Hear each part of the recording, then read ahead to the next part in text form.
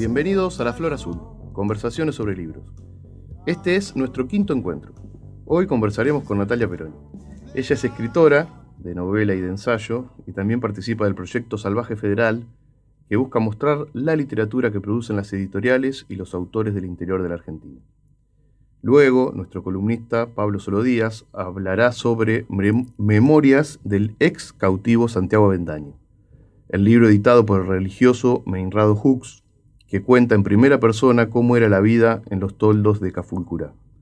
También escucharemos a Juan Ignacio Cerito leer unos párrafos de la novela Natural de Georgi Gospodinov, el escritor búlgaro.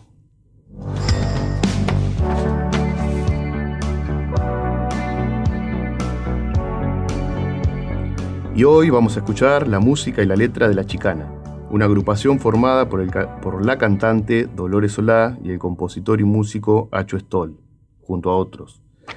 Hemos elegido unas cuantas canciones de sus discos: Hikikomori, La Pampa Grande, Antihéroes y Tumbas, Historias del Gótico Surero, Revolución o Picnic.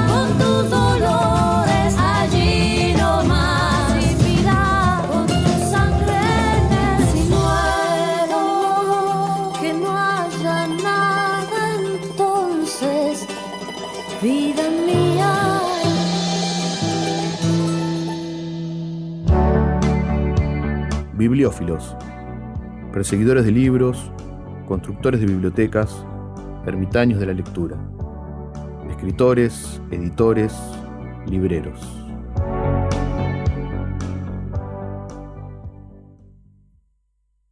Nunca nadie ha logrado traerse nada desde el sueño. Existe una aduana invisible a la salida del sueño en la que te lo confiscan todo. Fue en la infancia cuando percibí por primera vez aquella delgada frontera en la que se apostaba aquello. Lo llamaba así porque aún no disponía de una palabra para nombrarlo.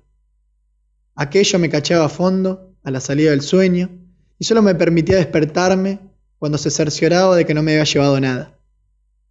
En ocasiones, soñaba varios días seguidos, mejor dicho, noches seguidas con la pastelería de nuestro barrio. Me ponía la cola y solo al llegar mi turno empezaba a hurgarme nervioso en los bolsillos. Con cada bolsillo, mi terror iba en aumento. De nuevo me había dejado el dinero. Estaba al otro lado, en el día, en el bolsillo del pantalón que me había quitado antes de acostarme. Y así, del sueño quedaban solo la vergüenza y el terror, y el regusto de las tartas sin saborear. Una noche, reuní todos mis ahorros de entonces. El dinero de la alcancía alcanzaba la consistente suma de 2 levas y 20 o 30 céntimos. Me los metí en el bolsillo del pijama y me marché. Me dormí. Creo que aquello no me cacheó a la entrada. Me puse delante de la pastelera, apretando el dinero en el bolsillo. Quería dejarla anonadada al volcar en el platito todo el puñado de céntimos, quedarme allí admirándola. No sé de dónde había oído esa palabra, pero me empeñaba en usarla en el sentido de ligar con ella. Cuanto más pequeñas fueran las monedas que le diera a la pastelera, más tiempo podría admirarla.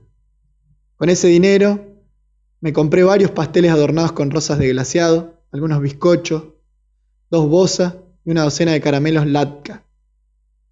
No quería comérmelos allí mismo. Los guardé en una bolsa y me senté tranquilamente a esperar el momento de despertarme. Por la mañana no había nada en la cama. Metí la mano en el bolsillo del pijama. Los céntimos seguían allí. La culpa de todo era de aquello que aguardaba en la aduana, que se zampaba voraz los mejores recuerdos de los sueños. Aquello lo que he oído llamar ningún recuerdo del sueño. Sí, puede que ese fuera su nombre. La novela natural, Georgi Gospodinov.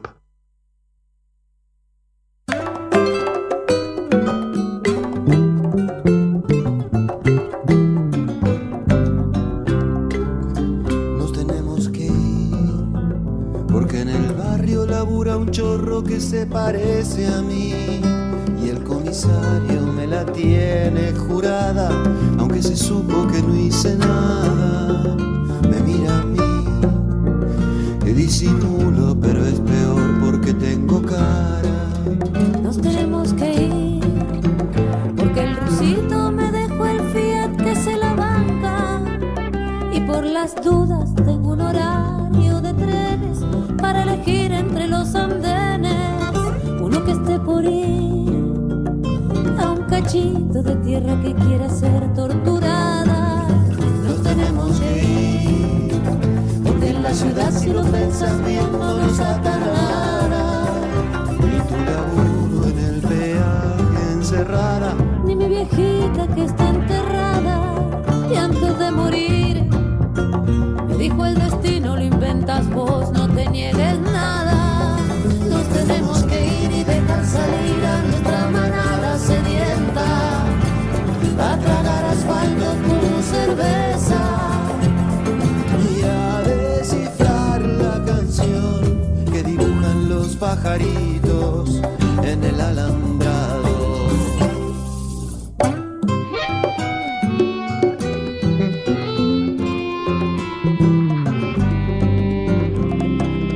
Nos tenemos que ir, poner la proa en la polvorosa o como se diga, porque si apoyo la oreja en tu panza hay una voz que me dice mansa. Nos tenemos que ir, no quiero nacer entre el pavimento y la madrugada. Nos tenemos que ir a embriagar la sangre con ese viento del norte, para los mosquitos que nos esperan, y a descifrar la canción que dibujan los pajaritos en el alambrado, para cantar la canción que dibujan los pajaritos en el alambrado.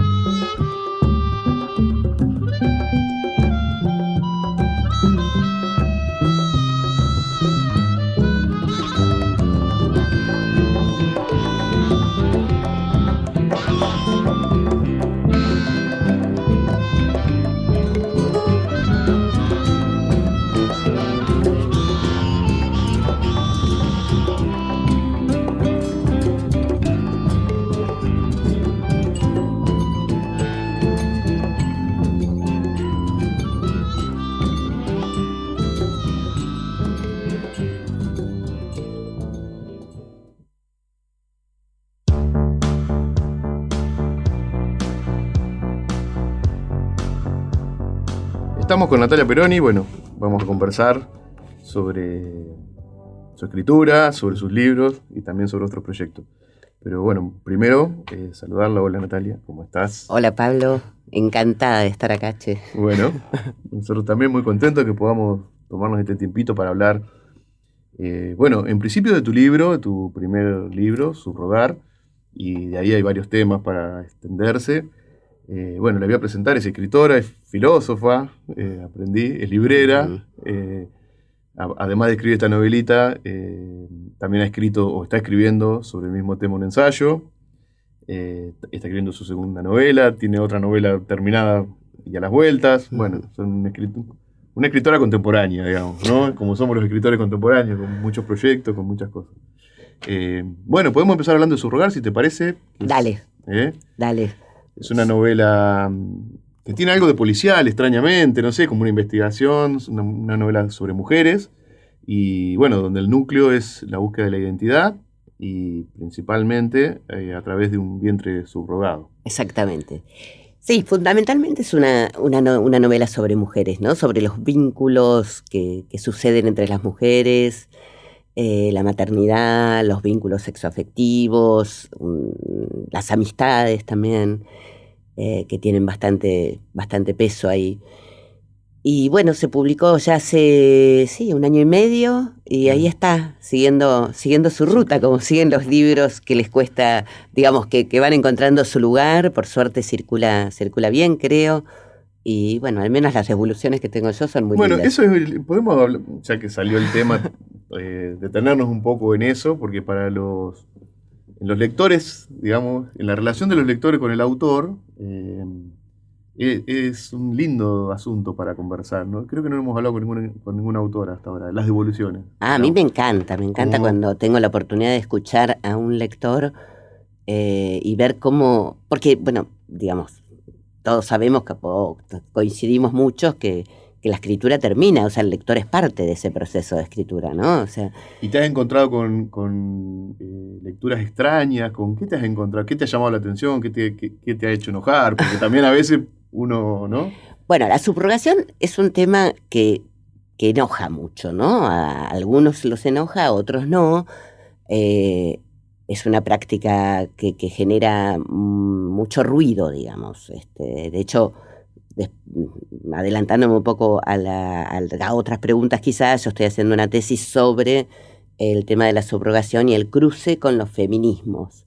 Quiere decir, el feminismo no se pone de acuerdo sobre una postura acerca de la subrogación de vientres, sin hacer parangones ni igualar las dos prácticas, un poco como lo que pasa con la prostitución, digamos, en el sentido de que por un lado las abolicionistas y por otro lado los que abogan por regular la práctica, divide al feminismo en su opinión sobre el tema. Con la subrogación pasa eso. Por un lado, es mi cuerpo, yo tengo derecho a hacer lo que quiero, es una buena cantidad de dinero, quizás me sirve para comprarme una casa, para terminar de pagar un auto, etcétera, etcétera, para pagar la educación de mis hijos, y decido prestar mi vientre para gestar una criatura, y por el otro lado la mercantilización que eso implica en el cuerpo del cuerpo de la mujer. Así que bueno, le pasa mucho. De ahí, digamos, claro, las lecturas de la novela han sido sí, de hecho, una variadas. Nota, exactamente, una nota, me acuerdo, no sé si era Sudestada o Anfibia, que salió sobre la novela. Era una nota, digamos, tomando la novela como bandera de lucha contra la subrogación. Contra la subrogación. Pero no es un poco el espíritu de la novela tampoco. No, yo intenté no emitir juicios. O sea, yo intenté ponerme en la piel de una mujer. Creo que, ya que me parece que me corresponde a mí decirlo, la novela tiene como la virtud de mostrar, de contar una historia en la que exactamente no hay juicios, solamente hay, bueno, la búsqueda de una identidad que es muy fuerte en una adolescente, y bueno, y después, o sea, es un debate en la literatura. Los hechos que cuenta la novela, son hechos que de hecho suceden. Exactamente. Entonces es como decir, ponerse en contra del autor por decir esto está pasando, o esto es como medio extraño. Totalmente, o sea, si querés después te cuento qué pienso yo sobre la subrogación y cuál es mi planteamiento. En la novela traté de porque además se complica, porque creo que, bueno, una palabra que no me gusta usar tanto, pero que es spoilear, que es adelantar el final, creo que no adelanto nada. La persona que puede llegar a tener la llave para decirle a esa hija en su adolescencia, que fue gestada 18 años antes en un vientre subrogado, es una persona senil. Entonces, bueno, ahí toma esa búsqueda fuerza de la búsqueda de identidad y se vuelve como un policía claro, en un punto, porque vas como juntando pistas, claro, va reconstruyendo esa historia. Exactamente, la única persona que ya le puede decir que puede hablar sobre su origen, bueno, navega en un Alzheimer brutal.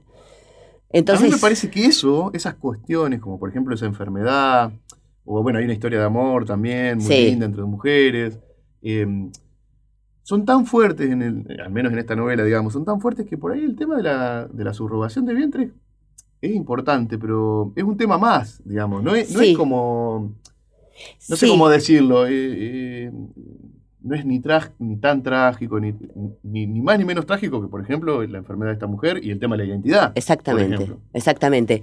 Sí, porque vos fíjate que yo pensaba cuando me preguntaban al principio sobre la novela, y yo decía, es una novela sobre también el deseo de ser madre y el deseo de no ser madre, claro, que también está pisando fuerte y que a veces requiere un poquito de militarlo un poquito, porque aún en los tiempos que corren, todavía hay un decir mandato, quiero tener un hijo, no pienso tener un hijo, todavía suena ruido, digamos. Claro. Para algunas personas, por supuesto. Claramente la protagonista que subroga el vientre no tenía ninguna intención de tener un hijo, solo quería cobrar una determinada cantidad de dinero que se le había prometido para gestar durante 9 meses esa criatura. Y después, bueno, la vida misma, suceden cosas. Que están fuera de lo que sucedieron muchas cosas. Y bueno, y creo que también el otro punto así como que recorre la novela es esto de las relaciones entre mujeres. Prácticamente el único varón que hay en la novela, no quiere decir que sea mi opinión de todos los varones, ni mucho menos.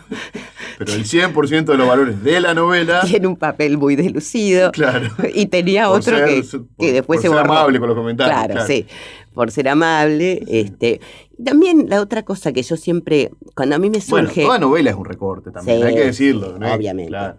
Sí. También otra cosa que yo pensaba y que estoy, de hecho, investigando un poco o tematizando un poco en la tesis, es el tema del deseo, ¿no? O sea, hoy la medicina, la ciencia en general, nos ofrece posibilidades múltiples para un montón de cosas.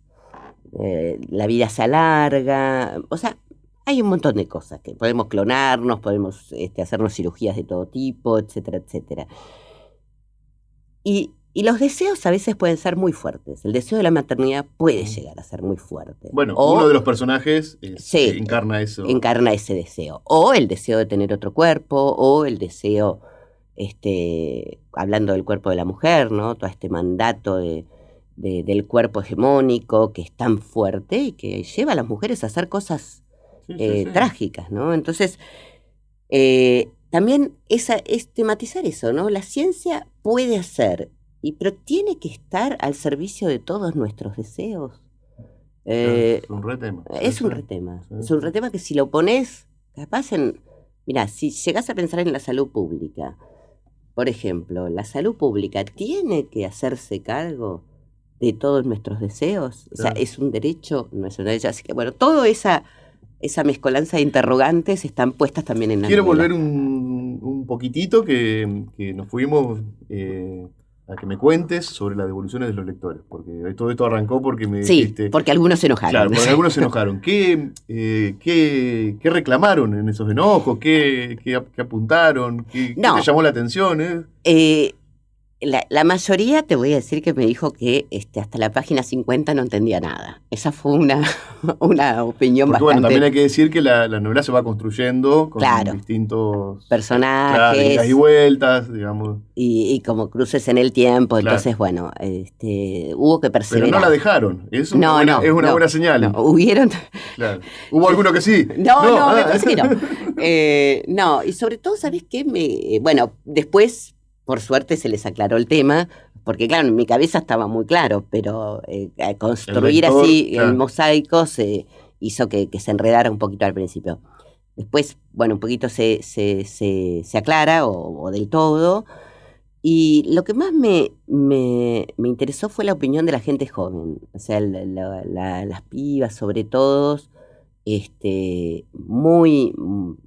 o sea, sí tiene que ver con este tema de la mujer que decide y con la antimatización del cuerpo, entonces fue muy, muy linda la devolución de ellas. Bueno, plantea dilemas muy contemporáneos. Sí, y leerlo, después vamos a hablar del cambio de formato, pero leerlo en una novela, en una historia, donde por ahí más que respuestas hay como preguntas, porque uno asiste, digamos, a una historia, no es que alguien te está diciendo yo opino esto, yo opino aquello, es No. muy inquietante, es lindo porque es desafiante, Sí. bueno, y te interpela, digamos, Sí. creo que a muchas mujeres les habrá funcionado así. Sí, también está esta relación sexoafectiva amorosa entre dos mujeres que provoca una reacción negativa en uno de los personajes, entonces también eso hace que mucha gente se identifique. Claro. Así que no, la devolución en general, por lo menos la que me llegó a mí, no he tenido a nadie que Lo se que acerque. hablaron a mis espaldas, no sé. No, Claro. no sé. No puedo garantizarlo, no garanto, como diría mi abuela, no garanto. Pero lo que yo escuché me llenó de satisfacción. ¿Han escrito, ha habido otra novela referida o algo Sí, referida? O sea, sí. que es un tema, si bien que no está muy sobre la mesa todavía en la literatura, me parece, pero hay Hay una algunas- novela de Paula Puebla, Claro. creo que no me acuerdo cómo se llama ahora, que funcionó también muy bien. Y el tema no está cobrando espacio, Claro. no sé si en la literatura, pero en Por el... ahí más Sí, en sí, el porque pensamiento, incluso lo académico, digamos. hoy por hoy es una práctica, Pablo, que se lleva millones y millones de... Claro, también tiene Sí. una Pero cuestión económica. al no estar... No está Exactamente, regulada. no está regulada. Entonces, hoy en el país, en nuestro país y en muchos países, por ejemplo en España, bueno, en muchísimos países, la subrogación está permitida solamente con una intención altruista, o sea, una hermana que gesta, y para personas que tienen casos de infertilidad, ¿no? Porque la subrogación ahí parece un cuento de hadas. Bueno, yo no puedo tener un hijo, entonces mi hermana, mi amiga, mi prima me ofrece su vientre. Pero ¿qué pasa? Ahí está todo bárbaro. Ahora, ¿qué pasa si yo no quiero tener un hijo porque no quiero perder la cintura tipo Barbie que tengo? Entonces ahí, bueno, la gente Sí, dice... no quiero pasar por el embarazo, claro. O quiero- no quiero... Bueno. Así que hoy por hoy, bueno, no está regulada y todo ese movimiento de dinero que es considerable, bueno, lo absorbe, se lo lleva esa ganancia los intermediarios. Porque como los países que están regulados, por ejemplo, India, Ucrania, etcétera, se transforman como en fábricas de bebé, donde todos los Donde uno encuentra europeos... un marco legal para poder cubrir una necesidad, digamos. Entonces hay una agencia que funciona de Claro, intermediario y a entre todos una... cobran en el medio, claro. Exacto. Pero la madre gestante en la India no sabemos qué tan Protegida cubierta está, está. claro, ¿Qué tanto de ese dinero cobra? claro. Y si su salud, porque ojo, un embarazo puede salir bien, es una etapa, Sí, pero la un cuestión embarazo... biológica con- Yo te claro. muestro un manual de obstetricia y tiene, no sé, 2000 páginas con Claro. todas las posibles complicaciones de un embarazo.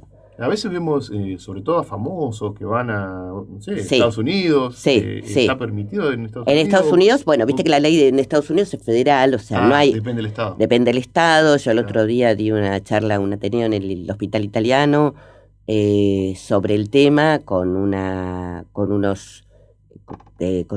amigo mío, muy amigo, con el cual yo charlé muchísimo cuando hice la novela, que subrogó en Estados Unidos. Y bueno, ahí es una cosa que está absolutamente legal y que vos sabés, firmás un contrato con la agencia, pero también está presente siempre la madre, a quien podés conocer y con quien podés establecer un vínculo. Claro, está regulado. digamos. Está regulado y eso te garantiza que la madre, que en este caso siempre se recomienda que ya haya sido, que no sea primeriza, o sea, que ya sepa lo que es un embarazo y un parto, que sepa que pueda dimensionar si se va a separar de ese bebé, se va a poder separar, está presente y forma parte de todas las decisiones. Y hay una cosa al pasar que mencionaste que me parece interesante, que una novela de ficción, Sí. como dijiste, conversé bastante con alguien que tuvo una experiencia, la investigación, cuánto hay de real, cuánto trajiste a la novela de historias reales, cuánto inventaste, cómo funcionó ese ida y vuelta. No, bueno, yo alguna información tenía por parte también de mi trabajo. Yo soy bioticista, entonces parte de información tenía, por más que no había visto un caso real, porque al no estar regulado no se ve. Claro. Bueno, eso también en la novela está, como ese mundo. Sí, ese mundo de Sí. Plata Negra, ¿no? Claro, De claro. ese canal. Sobre todo sí, esta pareja amiga mía que subrogó 2 veces, porque también supone el acceso a la paternidad o la mapaternidad a, por ejemplo, personas de homosexuales, a parejas Claro. homosexuales. Claro. Entonces ellos lo hicieron 2 veces en Estados Unidos y bueno, tuvieron 2 experiencias maravillosas, o sea, con cada una de las madres, porque también se recomienda que sea por única vez para evitar que el cuerpo de la madre gestante digamos, sufra tanto, ¿no? Digamos, Claro, está claro. permitido una sola vez en muchos países. Y tuvieron sobre todo conversé con ellos. Yo ya había empezado con la novela, pero o sea, ya la tenía más o menos armada, pero me sirvió mucho hablar con ellos. Hay un argumento que se le opone a las subrogaciones: ¿por qué no adoptar? Claro. Ese es el argumento principal, pero vos si quieres tener un hijo, ¿por qué no adoptas? Son 2 cosas diferentes.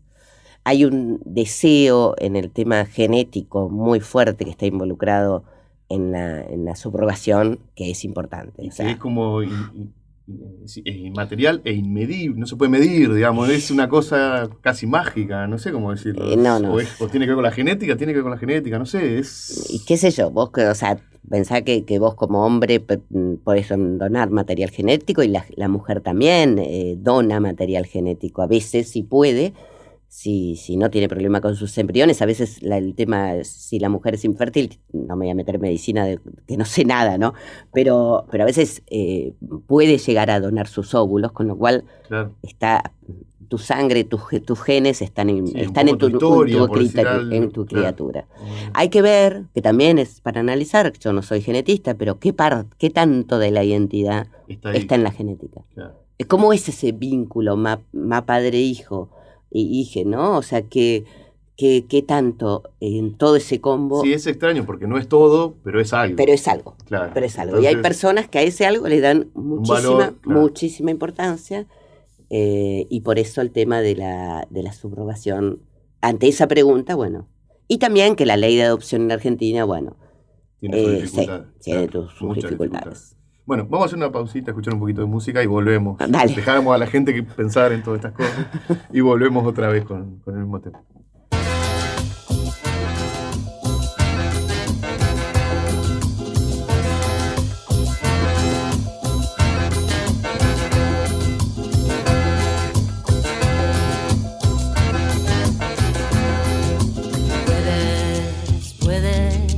Puedes ver el mar, puedes ver la luz, puedes más, tú puedes contar las estrellas,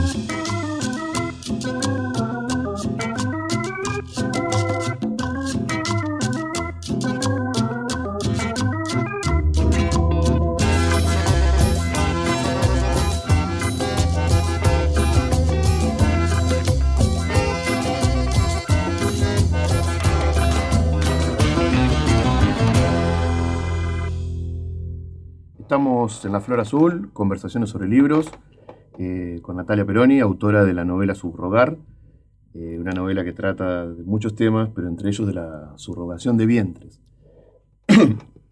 Vamos a hablar ahora, me interesa mucho conversar, de todo el tema, pero también de cómo, entiendo que estás haciendo la tesis sobre la subrogación de vientres, y me parece muy interesante cómo funciona la dinámica de...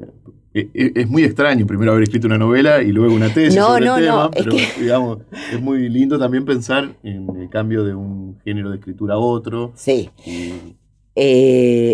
La cosa fue así, yo estudié filosofía en PUAM, que es una institución ahí en Buenos Aires, que es la Facultad de Filosofía y Letras, y después hice una maestría en Flaxo sobre bioética clínica. Más o menos en tercer año, dura 3 años, en el último año de cursada, había un seminario con una bioticista americana, estoy hablando hace 7, 8 años, todavía el tema estaba menos divulgado que ahora, que es experta en subrogación. Allá, como te adelante, está legislado, o sea que tienen más camino recorrido que nosotros, y es una bioticista que está a favor, que milita la regulación del tema de la subrogación de vientres. Y ella dijo, en un momento de su charla del seminario, que hablando de las objeciones del feminismo, sobre todo acerca de la práctica, dijo que ninguna persona que tenga una mujer trabajando a su cargo, llámese niñera, empleada, podía refutar la mercantilización del cuerpo de la mujer, porque uno, la verdad que emplea a mujeres, modo, pero claro, era una mirada, y a mí me interesó muchísimo, porque yo pensaba en la industria de la moda. Me enseguida puse a pensar, una industria que mueve, millonadas, y que realmente pone al cuerpo de la mujer en un lugar que está cambiando, por suerte está cambiando, pero que yo tengo 57 años, hasta hace 7 años las modelos eran, no se podía creer, o sea, uno las miraba como Chiquilín te miraba de afuera, con unos cuerpos impresionantes, y eso atrás trae sufrimiento, trae muchísimas cosas. Enfermedad, bueno, entonces yo dije, eso está naturalizado, porque en realidad... Sí, por no hablar de la explotación más sencilla de cualquier trabajo manual, de cualquier trabajo... Exactamente. Bueno, ni que hablar atrás de la industria de la moda, todas las personas que fabriquen. Claro. Pero todo eso... No está en debate, claro. Porque está naturalizado. Y yo digo, o sea, hay una frase de Kant que yo amo, que se llama el escándalo de la razón, ¿no? O sea, a mí todavía me produce escándalo ver un chico revolviendo basura. Es un escándalo. Entonces, cuando algo se naturaliza, vamos por la vida viendo gente durmiendo en la calle, chicos revolviendo la basura, o esta explotación que está a vista de todos, porque en las publicidades, en todo, y que de la cual no se habla mucho, ahora sí. Yo sigo muchos medios, Feminacide, en las redes, que hablan mucho del tema. Entonces decidí que iba a ser el tema de mi tesis. Yo tenía otro tema que tenía que ver con el cadáver, que era bastante truculento, entonces cambié el tema de tesis y dije, no, voy a hacer la tesis de maestría sobre este tema. Pero la verdad que me costó mucho engancharme con la escritura ensayística. Académica, sí, claro. Sí, porque... Casi científica, ¿no? Ay, esto aparte sí. es un tema que tiene muchas aristas de ese tipo, ¿no? Sí, ¿te acordás la novela de García Márquez, El coronel no tiene quien le escriba? Creo que era, sí. Me parece que era... Que él tenía que escribir, era un contable en épocas donde... No, pero no es el coronel, es otra, ¿no? Sí, bueno, ya va a salir. Y él tenía que escribir balances y prácticamente escribía cartas de amor. O sea, bueno, yo quería escribir hay algo, ¿no? Hay algún chillido. Ahí está. Quería engancharme en esa escritura y no, me corría la ficción. Entonces, tardé mucho. Por suerte, encontré un director de tesis que se llama Gonzalo Mariani, que es un doctor que me está ayudando mucho. Y empecé después de terminar la novela, de que decante ese, volví a la tesis y me supuso un estudio y una lectura del feminismo muy interesante porque por supuesto yo tenía muchas afinidades con los feminismos, pero claro, nunca había leído así consecuentemente el tema. Así que bueno, ahora te puedo hablar de feminismo. Eso bastante. me parece interesante hablar de las diferencias. El feminismo tiene con varios temas, Sí. dificultad de cómo integrarlo y a la vez analizarlo, resolverlo. Este es uno de los temas. Y sí. ¿Cuál es el conflicto? ¿Cómo es? Y no, para mí no es un conflicto, es un movimiento. Yo creo que primero en los últimos 60, 70 años o más, te diría, para mí fue el movimiento social y cultural que más transformaciones produjo en la sociedad. Sobre todo cuando hablamos de, digamos, de la década del 60, el 70, cuando se integra con el tema de las razas y el tema, Claro. el movimiento socialista, el feminismo socialista que viene a poner en cuestión el tema de la mujer obrera. O sea, ya no hay solamente un tema de ser mujer, sino hay un tema de ser mujer obrera. Y cuando, además de ser obrera y sos mujer, sos una persona de color, o sea, en Estados Unidos, el movimiento. El O, racismo, sí, claro. o el feminismo queer, cuando, digamos, De viene otro género, claro. el feminismo radical a romper con el tema de la heterosexualidad obligatoria, el feminismo lésbico, o sea, en fin, o sea, integra no solamente el tema de la problemática de la mujer, sino de muchas minorías y disidencias. Entonces, es muy difícil ponerse de acuerdo, porque vos sos cercana al feminismo, feminista, pero también tenés una ideología política. Claro. Entonces, no es lo Ese mismo. cruce, Claro, claro. ese cruce. Y también tenés una mirada desde tu clase social y desde tu sexualidad y desde tu género. desde tu... Exactamente.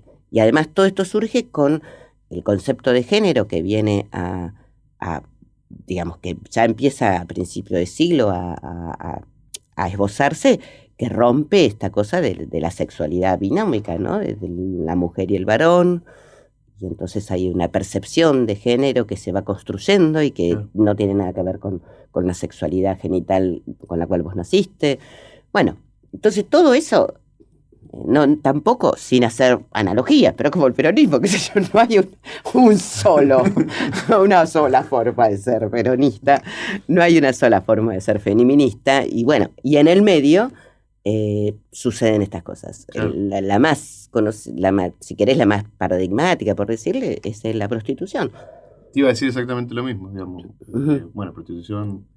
Siempre y cuando no haya, porque yo creo que todo el mundo está de acuerdo, si no hay trata, si no hay menores, claro, si no hay explotación, si vos sola y tu cuerpo decidís hacerlo o no, bueno, aún así hay una tangente ahí, que es una grieta bastante importante. Sí. Y háblame un poco de una tesis, digamos, que puede ser también un ensayo, digamos, sí, de la construcción de ese texto. ¿Qué dificultades? Porque es como, yo tengo la idea, nunca hice una tesis, gracias a Dios.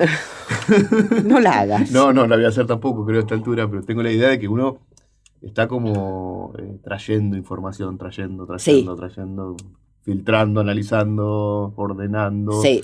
Es un trabajo muy arduo. Muy arduo para producir un texto que tiene pocos lectores. Sí, que tiene pocos lectores. Salvo que te la publiquen, pero si no... extraño, igual sí. Así todo, digamos, los editores transforman en libros comerciales, por decirlo de alguna manera, o ensayo comercial, un libro, una tesis académica, pero hay una transformación en el medio. Hay una transformación que tiene que ver con algo que a mí me encanta, que es la divulgación. ¿Viste? Claro, el origen de divulgación es volver al vulgo. Entonces, divulgación es mala palabra para algunos. En cambio, a mí... Sobre todo con la historia, está muy denostado. Me encanta la labor de algunos filósofos que... acercan. Claro. Que hacen que la filosofía o la historia, que son ciencias muy duras o a veces consideradas para una élite, puedan estar al alcance de todos. Son ciencias que uno, no todo el mundo puede dedicarle la vida. Entonces, algunos quieren tener una noción, no quiero decir más sencilla, pero una más cercana del asunto, digamos. Exactamente. Por ejemplo, sin ir más lejos, en este caso, nadie va a investigar, como en el caso tuyo, dedicarle, no sé, 10 años al tema de la subrogación de vientres, pero sí es un tema que a mucha gente quizás le interese y lea un libro donde se trata el tema con seriedad, con profundidad, digamos. Exactamente. Bueno, la tesis... En un lenguaje más coloquial. Exactamente. La tesis, en mi caso, es una tesis bibliográfica. Quiere decir que yo recopilo, o sea, tengo una pregunta de tesis Claro, que quiere buscás, decir... claro. Exactamente. En mi caso es si existe un posicionamiento del feminismo frente a la subrogación, o sea, sistemático. No lo encontré, entonces lo que hago es una investigación sobre la historia del feminismo, las diferentes corrientes. Ahí, viste que está la metáfora de las olas que se usa Claro. mucho en el feminismo para ver la evolución, la primera, segunda, tercera y cuarta ola. Y después a Y cómo nivel... se han ido acercando a la subrogación de vientres. Exactamente. Y después, de una forma transversal, digamos, las diferentes corrientes del feminismo, las más clásicas, liberal, radical, socialista, para empezar con las sufragistas, y ahora, bueno, tenemos todos los postcoloniales, los feminismos queer, los más actuales ahora. Entonces, de esa investigación que recorre un poco el mapeo de los feminismos, después por otro lado tenés la otra vertiente que es la subrogación y la bioética, que en realidad es una tesis bioética que parte de un tema, una cuestión filosófica. Digamos, la maestría, hay muchos médicos que la hacen porque un comité afecta de la práctica. Exactamente. Claro. La bioética tiene que ver es en el rejunte, digamos, o la comunión entre la medicina y la ética. Y bueno, entonces, ¿qué aspectos éticos están involucrados en la subrogación de vientre? La autonomía de la mujer, Claro. La justicia, digamos, distributiva, etcétera, etcétera. Y bueno, y entonces ahí se produce una conclusión. ¿Qué cuál es? No. Porque no está tentado. No, lo que yo apunto es, digamos, digamos, mi postura sobre el tema que se me cuela, calculo Bueno, que claro, es... eso está bien. ¿Cuál es tu postura? Digamos? Mi postura es es... interesante de sí. alguien que ha investigado, ¿no? Sí. Claro. Yo creo que mientras la práctica existe, es conveniente regularla para proteger a las partes más débiles del contrato. Que en este caso son la madre gestante y el niño por Porque es nacer. asimétrica la relación. Al Es haber dinero de por medio. Es asimétrico. Claro. Hay alguien que puede pagarlo, hay alguien que necesita ese dinero, sea por lo que fuere. Y si está regulado el tema, es más probable que la parte más vulnerable esté cuidada. O sea, que tenga cuidados médicos sobre todo, porque la plata va y viene, más va que viene, Claro. pero Sí, la sí, salud pero no. claro, ahí. Así que me parece que eso es muy importante. Y en Argentina, ya que estamos... En Argentina no está... ¿Cómo va no. el tema? Hay varios proyectos. Bueno, en el cambio de código que se produjo hace 4 o 5 años, Marisa Herrera está trabajando muchísimo en el tema, es una abogada constitucionalista que trabaja mucho en el tema, que estuvo involucrada en la reforma del código. Había un artículo que no pasó de senadores, o sea, en el proyecto se bochó.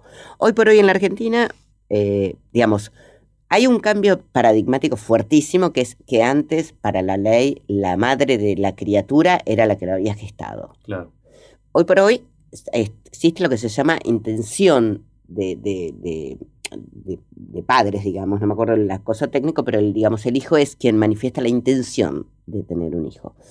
Entonces, si hay un contrato altruista para subrogar un vientre, se presenta ante un juez y se le explica que tal persona va a gestar para mí, mi hermana, o sea, ¿Tiene que ser de algún lazo de cercanía o es...? No. Es como la donación de órganos, tenés que demostrar que no hay dinero. Claro. Cuanto más cercano sea, es mejor Más para fácil, demostrar. claro. Y entonces que la criatura va a ser de esa persona. Entonces, ¿Y eso de hecho se hace con contratos o la gente lo hace sin contratos? No, o sea, vos en Capital Federal podés ir y decir que tal persona se va a inscribir a tal persona, a nombre de tal persona, que tal bebé, para no tener problemas. Eso en Capital. Por eso que en Capital Federal se está transformando un poquito en un destino donde muchos vienen a tener hijos. Porque me parece que... pregunto sin saber, sí, obviamente, sí, pero el derecho a la identidad es como irrenunciable en un punto, ¿no? Digamos, en el caso de que haya un contrato y todo, así todo esa persona... El niño, decís claro, vos. el niño, el día de mañana quiere hacer un... Bueno, un poco lo que pasa en la novela. No, pero digamos... Claro, lo que pasa es que eso tiene que ver, claro, con otra... bueno, eso es lo que hoy pasa con la donación de esperma, por ejemplo, Claro. o de óvulos. Claro.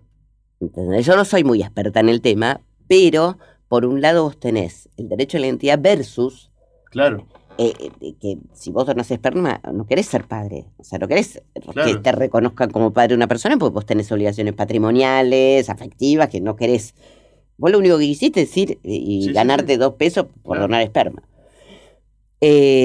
Sí, bueno, atrás de esto, por ejemplo, que la subrogación, todo el tema de las técnicas de reproducción asistida que hoy producen embriones Sí, sí. y que tampoco hay legislación sobre el tema. Entonces nadie sabe qué pasa con esos embriones que están congelados. Hace poco hubo un caso que una mujer se quiso, digamos, implantar un embrión de su marido muerto hace 3 años. Ah, sí. Entonces te genera muchos dilemas. Y en la española que se implantó un embrión de su hijo Eso. muerto en un no, por cáncer, me parece. Sí, sí, sí. Bueno, me fui un poquito de tema. No, pero son, digamos, las ramificaciones de este. Exactamente, de este por tipo eso es tan de complejo. el dilemas. tema. Claro. Por eso la bioética tiene mucho que ver. Es uno de los temas, si querés.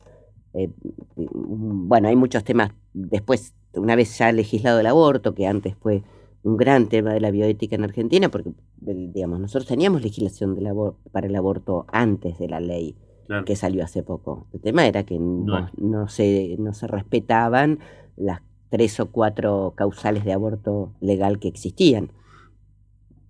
El acceso a la interrupción legal del embarazo que hubo, bueno, antes había un montón de temas donde la bioética decía, bueno, sí, este es un caso que se puede o no. O sea, se llamaban mucho a los comités de bioética para determinar. Bueno, ahora están otros temas, qué sé yo, adecuación de cuidados paliativos, eutanasia, etcétera, etcétera, que todavía tampoco están legislados. Bueno, vamos a ir a una pausa y a escuchar un poquito de música y volvemos para hablar con Natalia de otro asunto, que es su rol de librera y con una librería que se llama Salvaje Federal, que no solo es librería, que hace muchas actividades relacionadas con los libros y con la literatura, sobre todo no, exclusivamente del interior del país, que es un tema que nos interesa mucho, vamos a conversar sobre eso, pero bueno, primero vamos a hacer una pausita.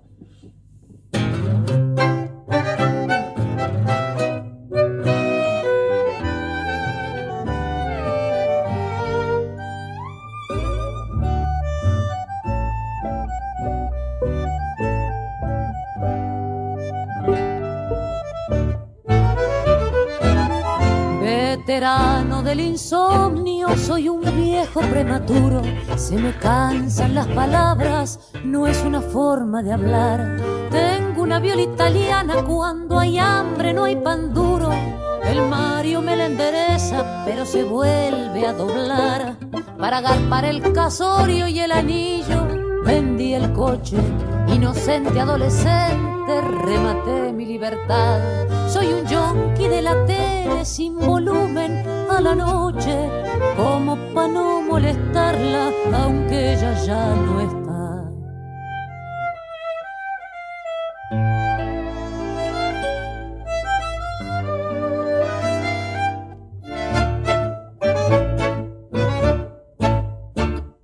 Loca, no me exilies de tu boca, por la culpa que te toca, mencioname una vez más. Típico de mí que vivo en pena, se me da una mano buena y la tengo que arruinar. Vos te esmeraste conmigo, a mi vieja le dijiste que me ibas a domar. Mi revolución era apariencia, me perdiste la paciencia cuando estaba por flaquear.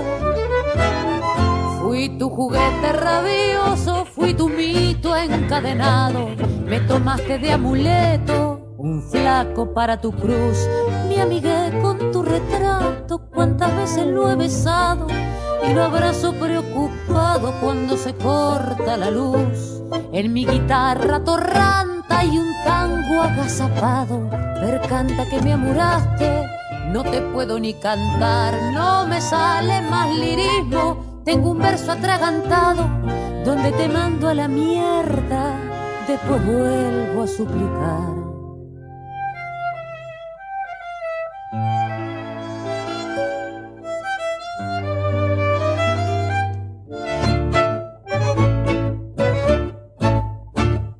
Loca, no me exilies de tu boca, por la culpa que te toca, mencióname una vez más.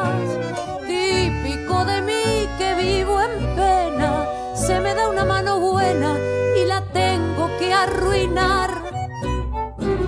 Vos te esmeraste conmigo, a mi vieja le decías que me ibas a arreglar. Mi revolución era apariencia, me perdiste la paciencia cuando estaba por flaquear.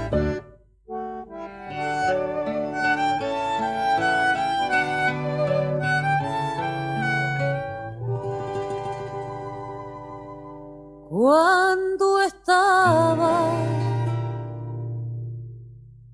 por flaquear.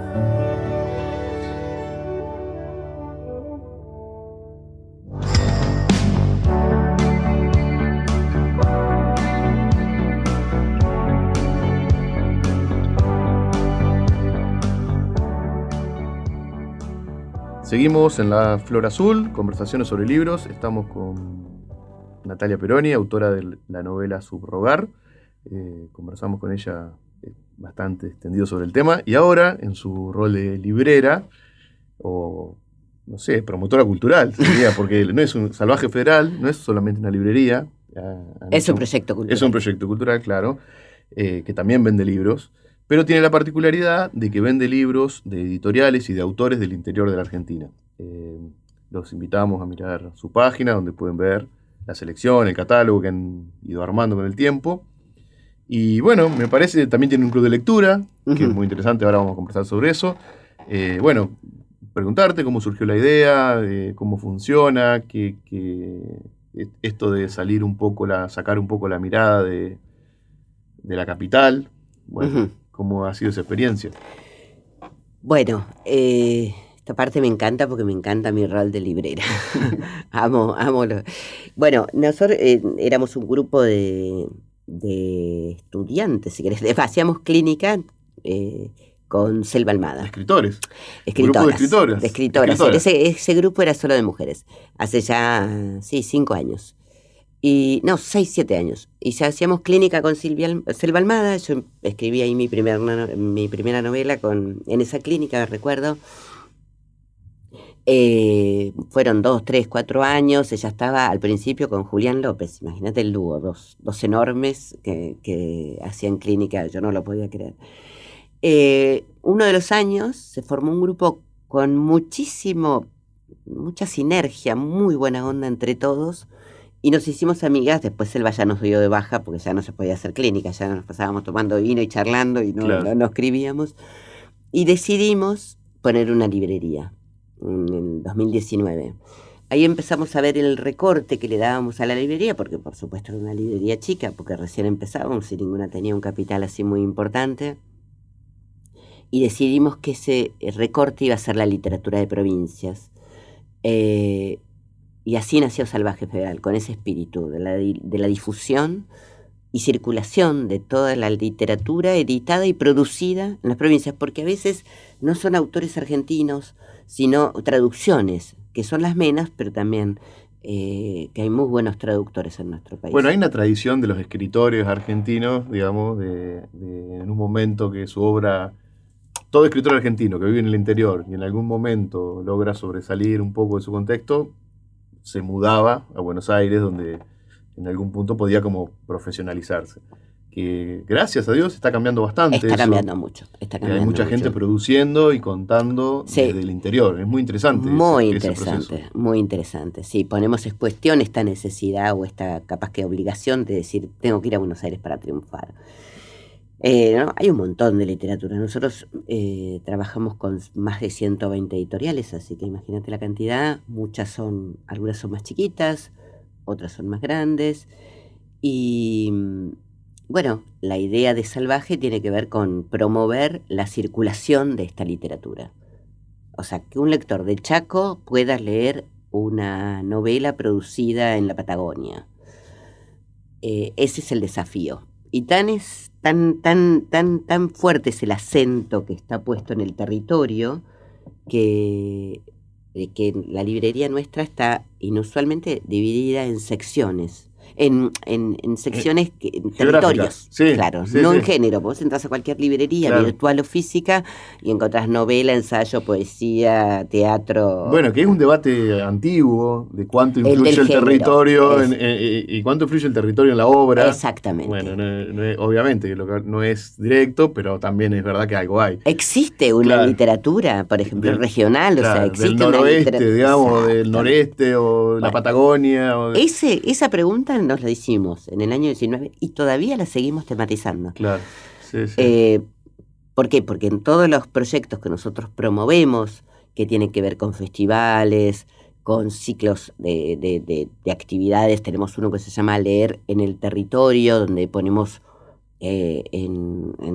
hacemos un encuentro entre dos autores que no se conocen de diferentes partes de la Argentina y trabajan un mes y producen algo que tiene que ver a veces con una performance, a veces con un diálogo, a veces con lecturas, digamos, que se concreta dentro de un festival, de una feria, etcétera. Tenemos otro ciclo que se llama Trama Federal, donde vamos haciendo mesas, debates, encuentros de lecturas, encuentros de escritores, lecturas. Y después hicimos un festival que también queremos hacerlo, replicarlo en las diferentes regiones. Lo hicimos en la región fluvial y ahora tenemos ganas en el 2024 de hacerlo en la región patagónica. Nada, con todas actividades alrededor de la escritura. Hablemos un poco más concreto, me parece que es lindo, de autores. ¿De qué autores? Ustedes han elegido algunos, quizás pueden ser esos para el club de lectura que tienen. Nosotros tenemos un club de lectura que se llama Remanso Salvaje, donde todos los meses enviamos a todas partes del país, a diferentes partes del país, un libro que es una novedad editorial, o sea, es para garantizar que no lo hayas leído, Claro. y un fanzine, plaqueta o algo Un regalito. que acompañe, pero que tiene que ver con literatura, ¿eh? No un lápiz, por ejemplo. Sí, ¿no? Tenemos que, tiene diferentes versiones, un libro objeto, son ¿Y generalmente... qué libros, qué autores han elegido? A ver, Mirá, porque seguramente sean autores. son lujos, te digo, a mí sí, bueno, eso te permite conocer una gente. literatura que a veces es secreta, ¿no? Porque es muy difícil que vos vayas, por ejemplo, y hoy encuentres Claro, el autor un autor de patagueño o exactamente, chachaco. Claro. El mes pasado salimos, este mes no lo puedo decir porque todavía no salió, entonces no voy a develar el secreto. En junio salimos con un libro de una editorial chiquita de Gualeguay, que es preciosa, se llama Sendén, con un libro que se llama El tan deseado rostro. La autora se llama Tuki Carboni, fue premio municipal hace muchos años y la municipalidad hizo una tirada edición. muy cortita, después... ¿Es una novela? Es una novela. Es una novela rarísima, ¿De pero... qué trata un poquito para es- decir? Es como es una novela de una escritora que rescata cartas de una artista muy conocida. Tiene algo de Puig, pero no sabes lo hermoso, muy linda. Y la editorial, bueno, por supuesto son editoriales con las cuales nosotros trabajamos. Relación, ¿no? claro. La anterior fue un libro de Martín Sancia Camaguichi, que se llama Uquillo, que es una novela hermosísima que editó también El Caracol. Martín Sancia es un escritor, ya tiene varios libros publicados. Es más conocido, sí. Sí, tiene origen, viste que él tiene una historia rarísima, porque él se enteró ya grande que su padre verdadero era japonés. Entonces, bueno, dejó de mirarse al espejo en este aspecto, porque tiene un aspecto japonés, así que supo hablando de identidades, ¿no? Encontró esa verdadera y entonces empezó a investigar mucho sobre la cultura ¿Y la novela japonesa. esa de qué trata? Trata también ese tema. de una historia de amistad en un pueblo de Japón. Ah, Uquillo se llama. Bueno, tiene que ver mucho también con la ceremonia. Uquillo como el pueblo cordobés, digamos. Exactamente. Y después, la anterior, esa fue la anterior, porque la de este mes fue, claro, la de julio fue la antología de 100 poesías argentinas sobre niñez, que es de Camalote, también una editorial de Paraná, que tiene una colección de antologías de poesía que son Campo, Flotar sobre el río, Jardín sobre las flores, El campo sobre el campo, y ahora la cuarta es sobre niñez, que es una preciosura. Son todas poetas de 100 autores argentinos sobre la niñez. No es infantil, pues nosotros no trabajamos literatura infantil. Claro. Así que, y después acompañamos eso con también producciones, porque la industria fancinera es enorme. Otro universo, es enorme. Otro mundo. Y hay unas cosas hermosísimas que son muchas veces inicio, después se convierten en libros. En editoriales, sí. Editoriales que... Sí. Bueno, la última vez sacamos, con Niñez, sacamos una plaqueta de La Ballesta Magnífica, que es una editorial muy linda, sobre Olga Orozco, que no sabes la preciosura que eran. Algunas son más artesanales, otras son más elaboradas, pero bueno, tratamos de meter ambas cosas en un precio que es muy acomodado. Hoy el Club del Libro sale 3.600 pesos. O sea que lamentablemente en agosto vamos a tener que aumentarlo porque las editoriales, estábamos hablando recién en la tanda, suben los precios. Bueno. Decime, hablemos, ya que estamos, que es muy interesante esto de la cuestión federal, digamos. Es muy lindo el nombre de Salvaje Federal. Es medio salvaje, pero es lindo. Bueno, porque es que salvaje, federal. No, pero salvaje tiene que ver con el canon, con un poco digamos, romper ese canon, ¿no? Con muchas cosas tiene que ver. A mí tiene me gusta que ver, pero bueno, en el caso de... hablemos de editoriales que te hayan llamado la atención. Decir, no sé, en Patagonia, en Río Negro, en Corrientes, en Córdoba. ¿Quién te parece bueno, por lo ejemplo, que hay que nuevo, que estén asomando? En Patagonia hay una producción increíble. Patagonia está declarada territorio de lectura, creo, literario. Tiene una producción, muchas editoriales.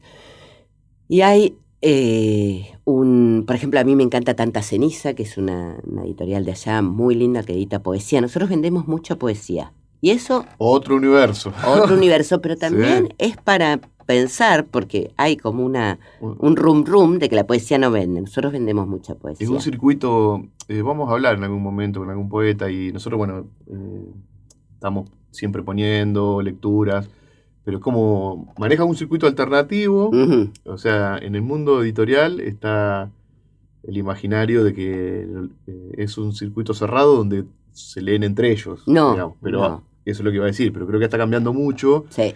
Y hay como bueno, se nota también en la revalorización de viejos poetas, sí. en el rescate, sí. en, como decís, en antologías. Sí. Mucho libro de obra completa, sí. de poetas.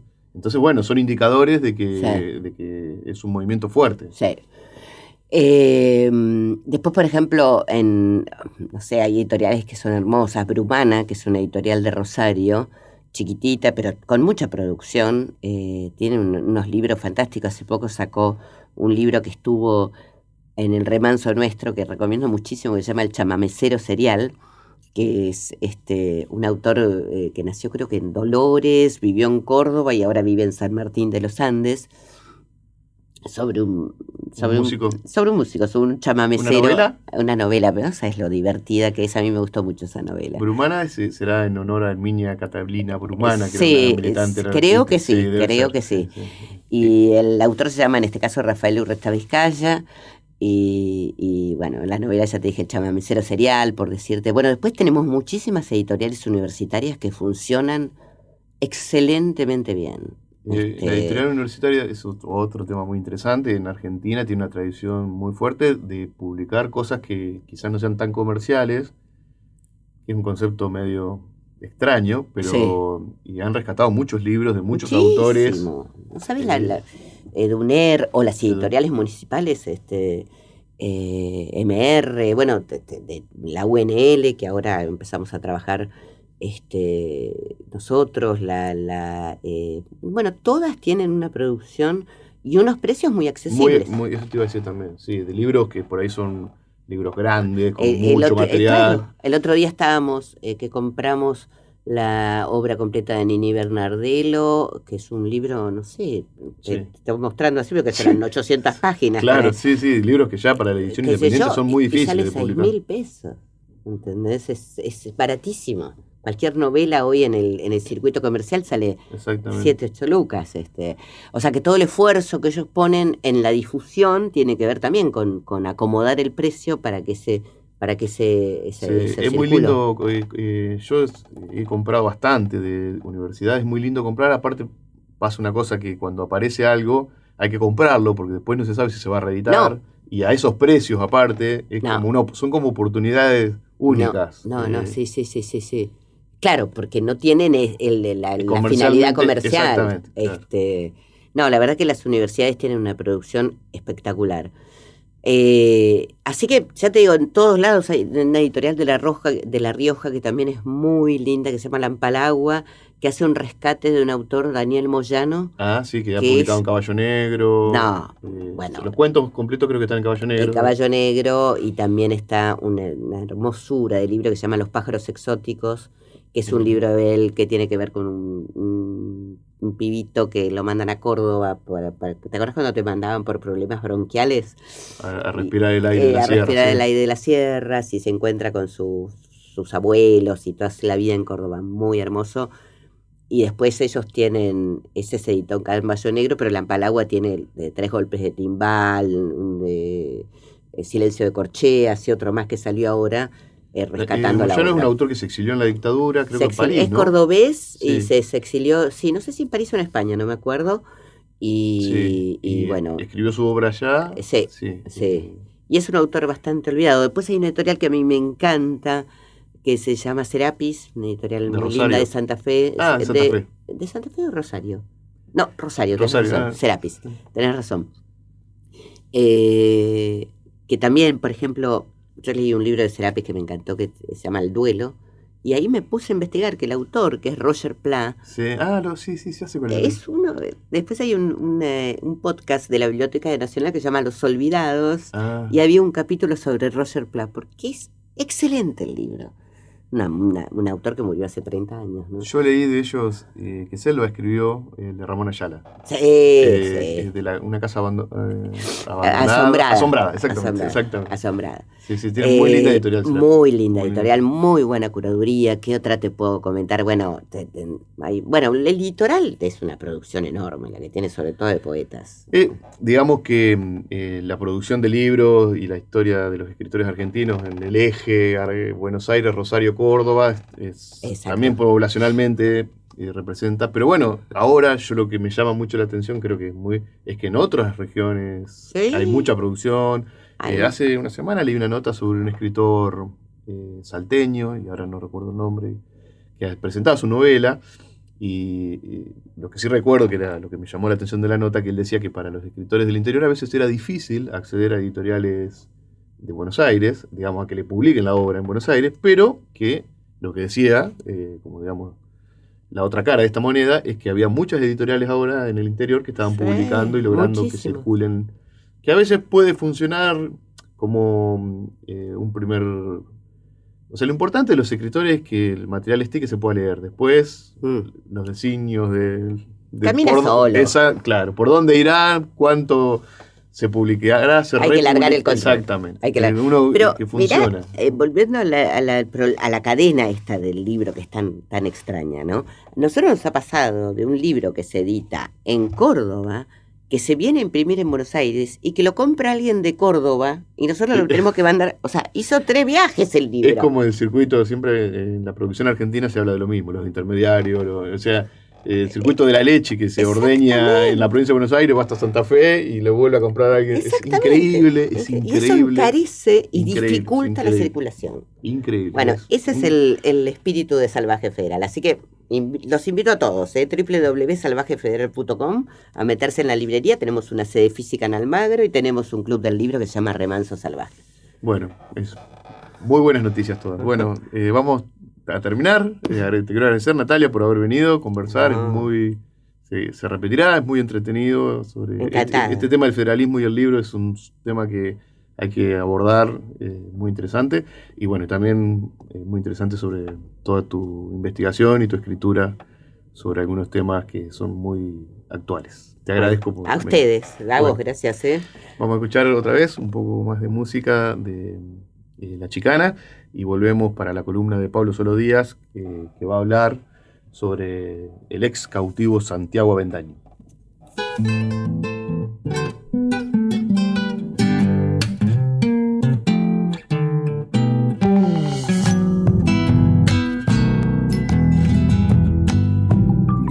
La ruta que no ve nada, el techo alto del cielo, clavado en el horizonte, el cadalso de mis sueños. Es un cartel con tu nombre, un hotel en el desierto.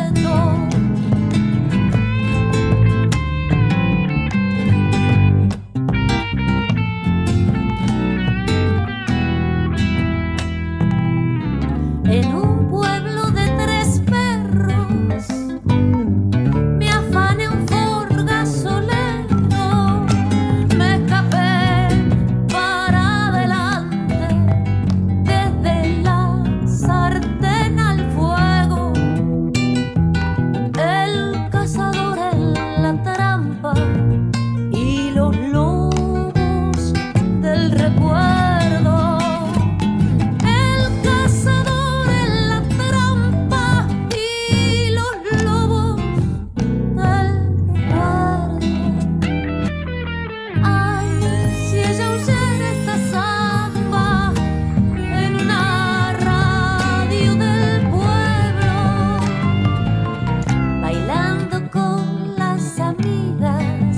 Bajo la nube de enero, en un verso le diría que ella fue el sol de mi cielo.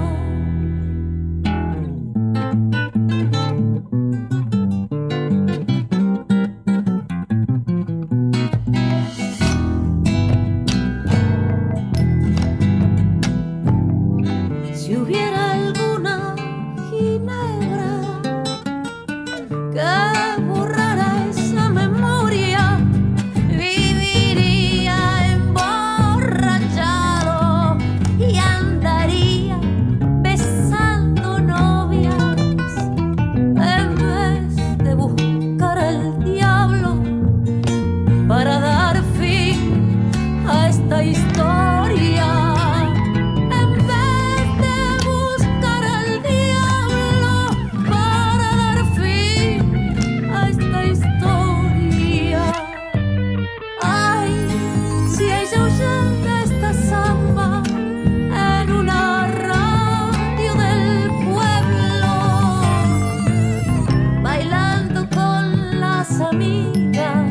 Bajo las nubes de enero, en un verso le diría que ella fue el sol de mi cielo.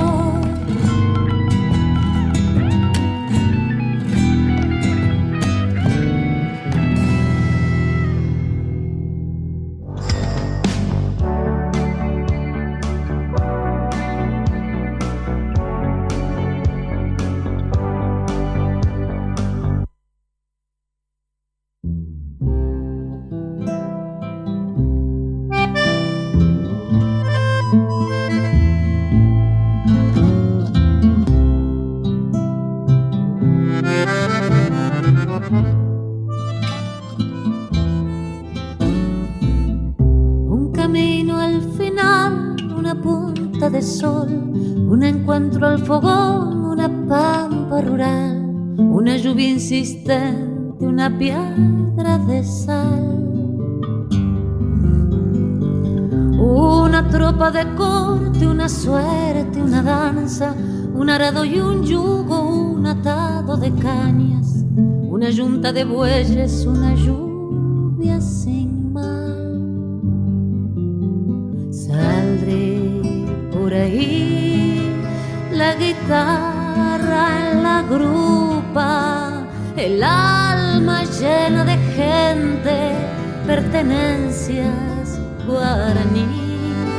Qué tiempos de vida viví, voz de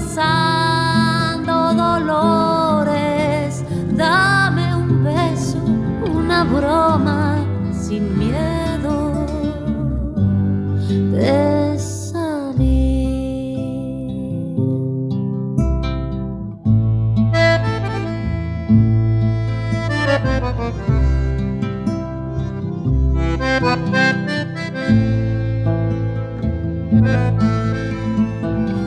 Bendición maternal, una gracia discreta, una herida sincera, un fondito de miel, una rima en las riendas arqueando el sombrero, un potro pateador, una res desgarrada, un arbusto quemado, el calor del hogar, unos versos de Poncho poblando al papel. Saldré por ahí, la guitarra, la grupa, el alma llena de gente, pertenencias guaraní. Qué tiempos de vida viví, bostezando dolores. Dame un beso, una broma, sin miedo de salir.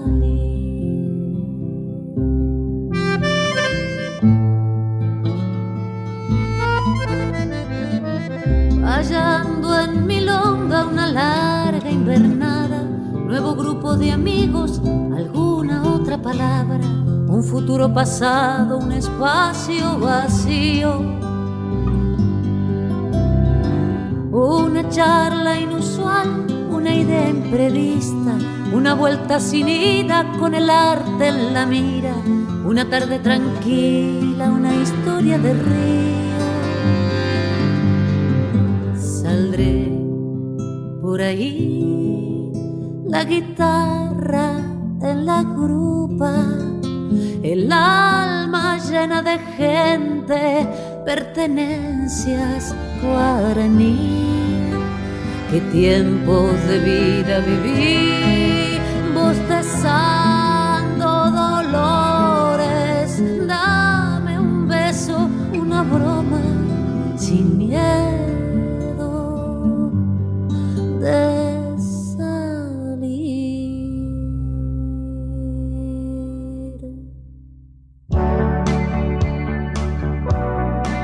Pablo Solo Díaz nos trae en su columna Retazos de Campo Abierto, un lector del camino.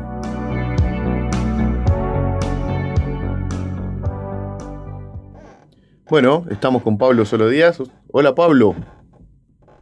Hola, Pablo. También, hola, Pablo, hola, Pablo. ¿Cómo estás? Bien, bien, ¿cómo están ustedes? ¿Cómo los trata el clima? Acá estamos en la estación Boer, en Las Flores. Bueno, muy bien. Partido de Las Flores. Vamos a conversar hoy sobre el libro Memorias del ex cautivo Santiago Bendaño, que es un trabajo que lleva por autor en la edición del Elefante Blanco a Menrado Hooks, pero en realidad es quien solo la compiló. Y bueno, también tiene una segunda parte que es Usos y Costumbres de los Indios de la Pampa, que ahí sí figura Santiago Bendaño como autor y como recopilador Menrado Hooks. Es una propuesta de Pablo de hablar de este libro, que es un libro importante. Sí, por lo menos para mi vida ha sido un libro importante, porque me topé la primera vez con un fragmento del libro, de su vida. Escucho unos ruidos, no sé si cansan a oír ustedes o son míos nomás. No, te escuchamos bien. Bueno, ¿me escuchan bien? Sí, perfecto. Bueno, yo me topé con un fragmento de esta historia en los años 70, cuando todavía no estaba editado por Menrado Hooks, en una revista. En una revista de caballos había un fragmento de la huida de Santiago Bendaño. Santiago Bendaño estuvo cautivo en los ranqueles de los 7 a los 14 años, en la época de Rosas, en la época en que a las tolderías se iban a al exilio también. Era un momento en que los ricos se exiliaban en Chile o en el Uruguay, en Montevideo o en Santiago de Chile, y los pobres que tenían que exiliarse al estilo Cruz y Fierro, cruzaban la frontera con los indios. Era el caso del coronel unitario Manuel Baigorria, Claro. ¿no? Un personaje, Manuel Baigorria, porque después, en una cosa muy poco ética, después de Caseros, él se vuelve y utiliza todos los conocimientos que tenía de la vida en las Pampas para invadir del otro lado, ¿no? Por eso también hay otra cuestión y esto es el prolegómeno para entrar después en el libro de Santiago. Por eso también Meinrad Hug, que fue un monje benedictino, creo que era, no recuerdo bien la nacionalidad de Meinrad Hug, pero me parece que era o sueco, bueno, Sí, Google sí, es lo de debe algún saber. país, no sé, ahora es verdad. Ahora lo buscamos. Ahora sí, pero bueno, él estuvo en el monasterio de los Toldos gran parte de su vida, y ahí, conociendo los coliqueos, él tomó una pasión por el tema de todo lo que tenía que ver con la vida en las Pampas, y además bueno, se dio cuenta que gran parte de lo que llamamos malones en realidad no fueron malones vandálicos, sino parte de las guerras civiles entre nosotros, digamos, de unitarios y federales, por ejemplo, ¿no? Claro, de la que los distintos grupos indígenas muchas veces formaban parte, digamos, para un bando o para el otro. Exacto, porque en realidad todo el siglo XIX no es que hay que los grupos pampas, tehuelches, mapuches eran como un grupo aislado, como puede ser un grupo de la Amazonia, ¿no? De la selva. Claro. Permanentemente tuvieron contacto, y este libro, la lectura de este libro y toda la huida de Santiago Bendaño de los Toldos te lo demuestra. Había un contacto permanente entre las fronteras, digamos, ¿no? Claro, la frontera que pareciera, como su palabra indica, algo que divide, en realidad era una zona de tránsito permanente y permeable al comercio, al traspaso de personas, y bueno, y a través de esa frontera se generó una cultura, digamos, que es un poco la cultura criolla también, ¿no? Claro, exactamente. Fue así permanentemente. Y mira, la idea de hablar de Santiago Bendaño, nosotros hablamos de un personaje adolescente la vez pasada, de la novela Sara Gallardo. Claro. La protagonista de Enero, ¿no? La chica que sufre un embarazo producto de una situación violenta, que no la narra, por eso no digo de Sara Gallardo, ¿cierto? Y ahora tenemos otro adolescente un poco más chico, de 7 a los 14 años, que va llevado de prepo a las tolderías, y él tiene un padre adoptivo que lo quiere mucho, que lo trata bien, pero él ya es un ser humano privilegiado, Santiago Bendaño. Sabía leer y escribir, entonces termina siendo una especie de secretario, porque cada vez que había que leer una carta o algo que llegaba del otro lado de la frontera, lo llamaban a Santiago, y entonces hablaba con los papeles. Claro. Pero además se dedicaba a cuidarle los caballos, sobre todo a cuidar los caballos de pelea, las tropillas que eran muy valoradas en ese momento, y él estudia todo ese lugar, lo graba de alguna manera en su cabeza, y por eso al volver escribe tanto sobre el tema de la vida en Las Pampas. Bueno, pero sí. Si fue...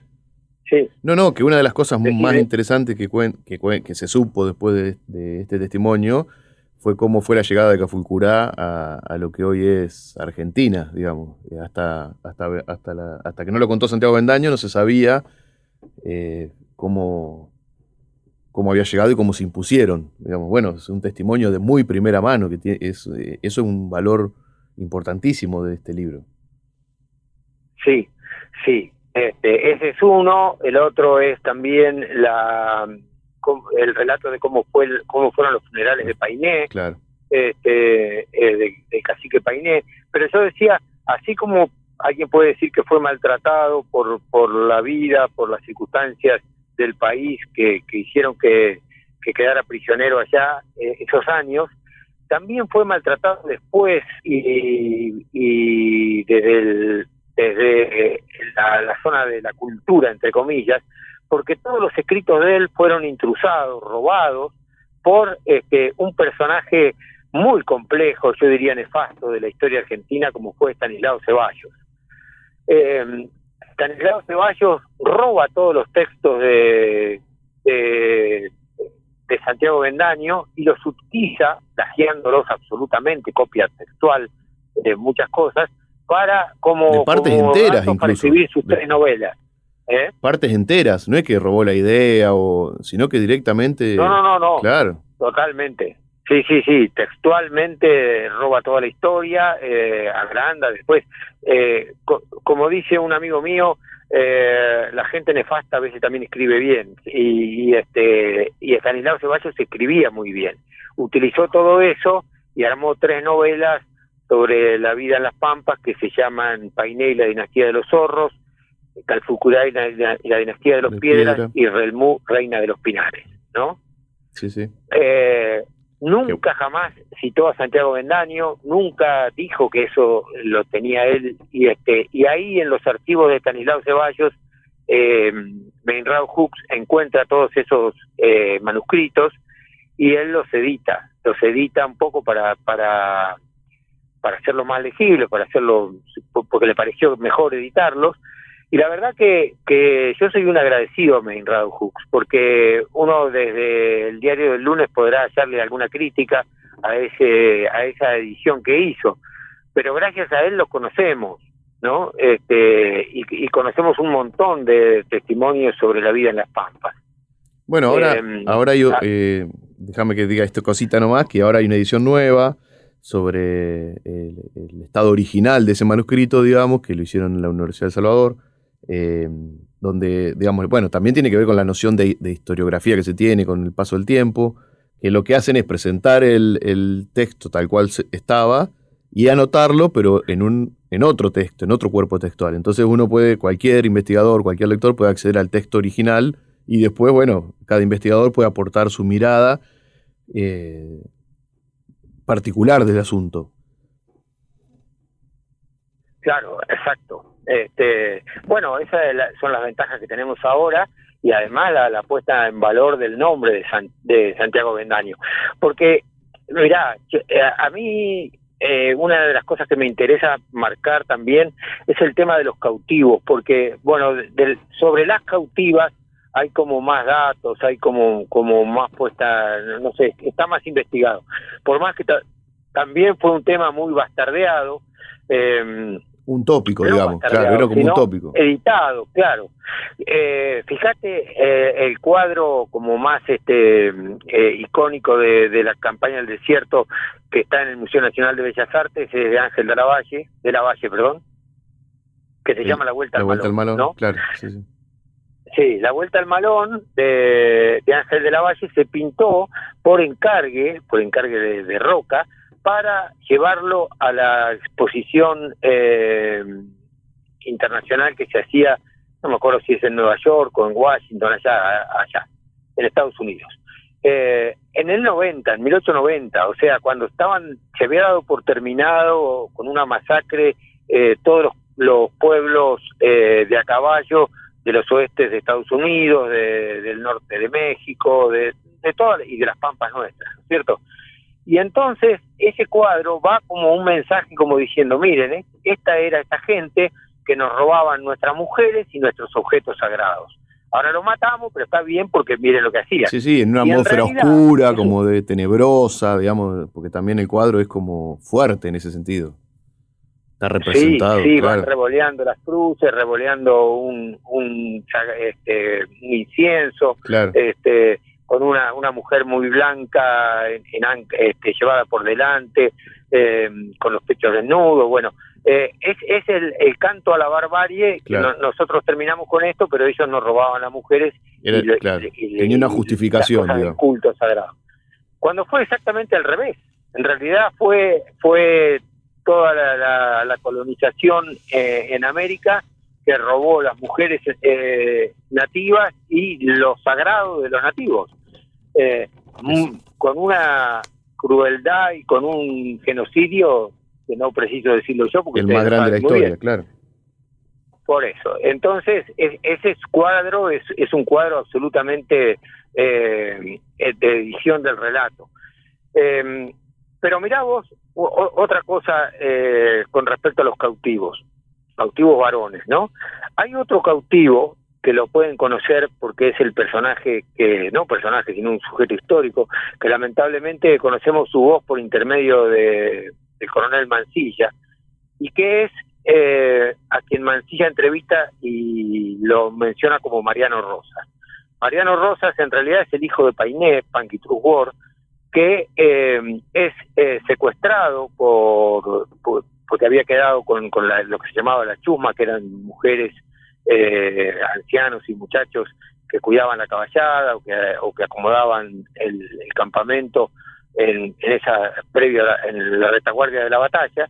Lo habían agarrado ahí y fue llevado a una de las estancias de Rosas, acá cerquita, cruzando el Salado, en San Miguel del Monte, creo que a la estancia del Pino, y ahí Rosas lo hace bautizar, le pone de nombre Mariano, y en realidad lo tiene en la misma situación en que estaba Santiago Bendaño en Los Ranqueles. Claro. Estaba Mariano Rosas. Se convierte en su padrino, ¿no? Se convierte en el padrino de... Sí, claro. Sí, en el padrino, igual que era padrino el otro, claro. El padre, entre comillas, de Santiago Bendaño.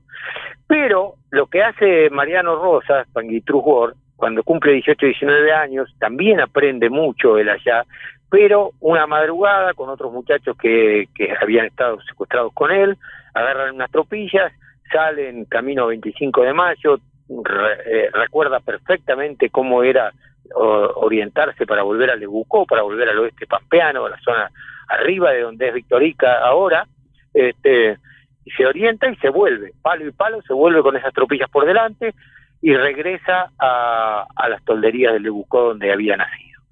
La diferencia, Rosas le escribe después y volvemos a lo mismo, hay mucha correspondencia entre un lado y el otro de la frontera. Rosas le escribe y le dice: ahijado, querido, me hubiera dicho que usted quería volverse a ver a su padre, yo le hubiera facilitado las cosas, venga a visitarme, y le manda a algunos animales y algunas, lo que se llamaba vicios en ese entonces, que era hierba, azúcar y aguardiente, ¿no? Mariano Rosas le contesta la carta y le agradece mucho, le dice que algún día va a ir, pero Mariano Rosas no volvió a salir nunca más de Lebucó, nunca más quiso, ni para un malón, ni para ninguna cuestión, volver a cruzar la frontera para el lado de los blancos. Al revés de eso, Santiago Bendaño dedicó su vida a escaparse, su vida adulta, claro, a tender puentes, a relacionarse, y fue emisario muchas veces de los gobiernos nacionales y además fue secretario de uno de los Catriel. Y Lenguaraz, era como... Lenguaraz, claro. Lenguaraz, claro, fue Lenguaraz.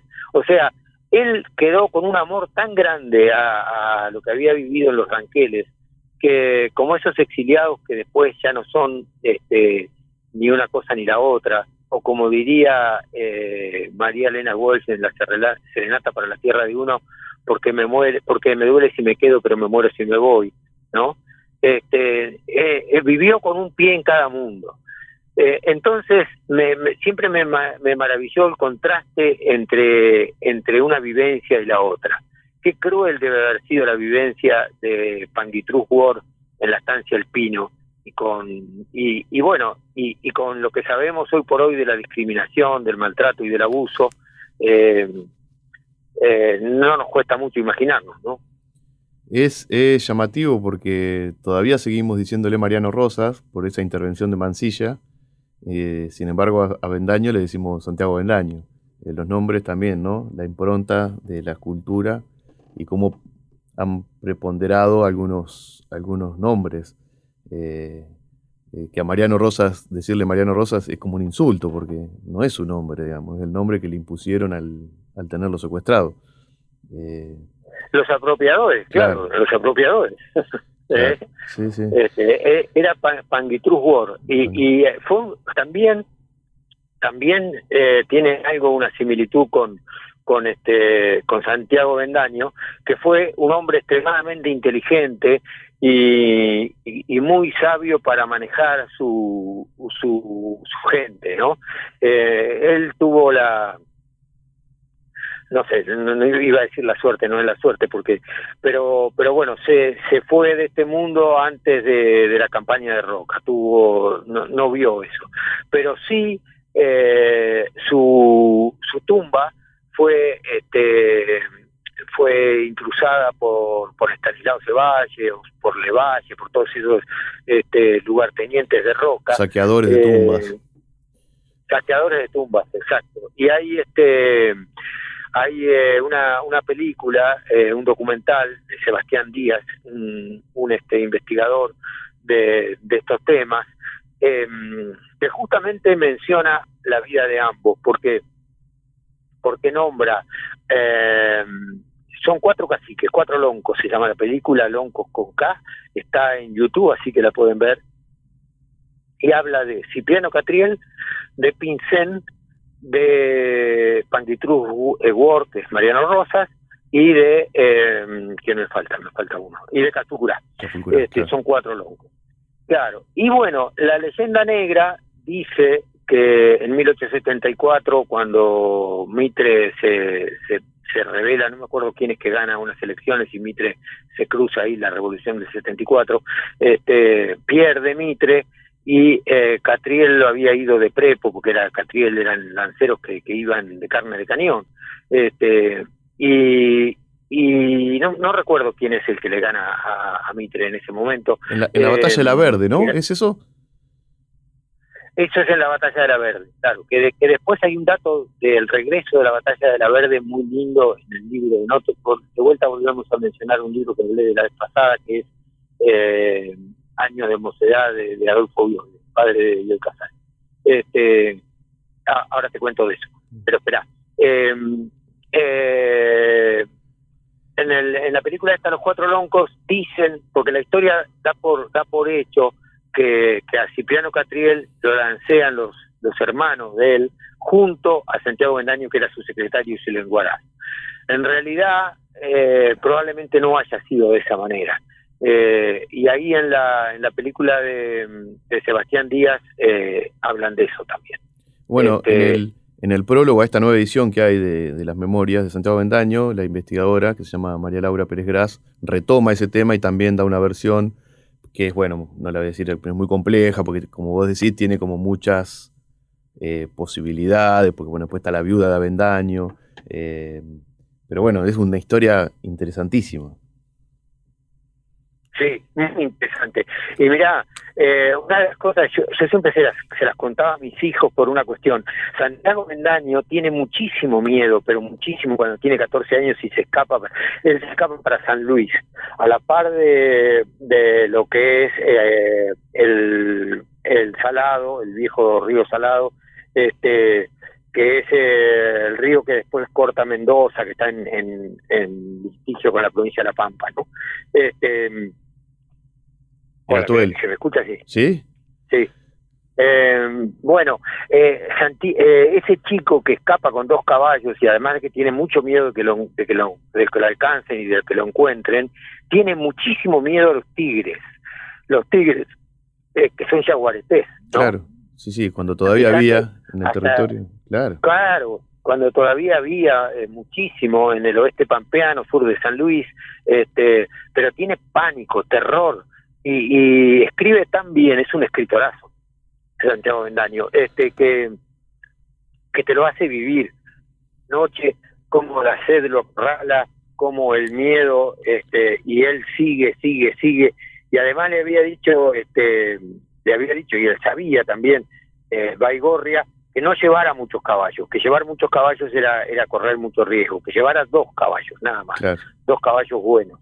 Y uno de esos caballos le corta un maniador una noche porque se asusta de un bramido, y él queda, no me acuerdo si es así o se le cansa y lo tiene que dejar, porque él fue siempre, fue a todo lo que podía, inteligentemente, cuidando los caballos, pero tratando de hacer la mayor cantidad de leguas por día, para escaparse.